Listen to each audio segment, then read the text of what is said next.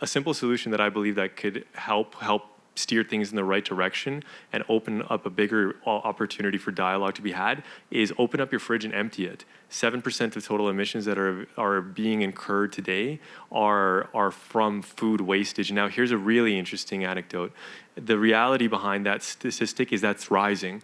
The single advent of the refrigerator now being available to people living in developing nations is creating more methane emissions than we've ever seen. At an individual level, the greatest contributor to climate change that we've seen in the last 10 years is by people having access to refrigerators.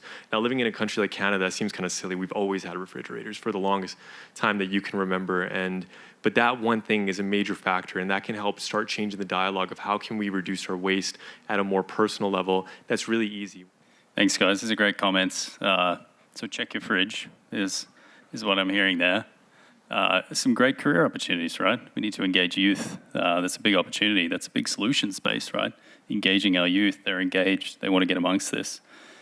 So, and I think what you're saying here is there's an output from caring about your individual carbon footprint is that you have thriving communities, right? If we start to embrace this more, because there are broader benefits to just reducing GHG emissions from caring about your community. Gersh, I really like what you say about the noise, and I want to pick up on that one. I want to dance with that. So there is a lot of noise, right?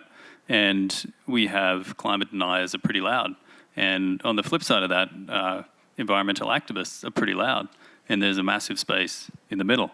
So there is a lot of noise, and if you look in the middle, I think there's a term called the spiral of silence.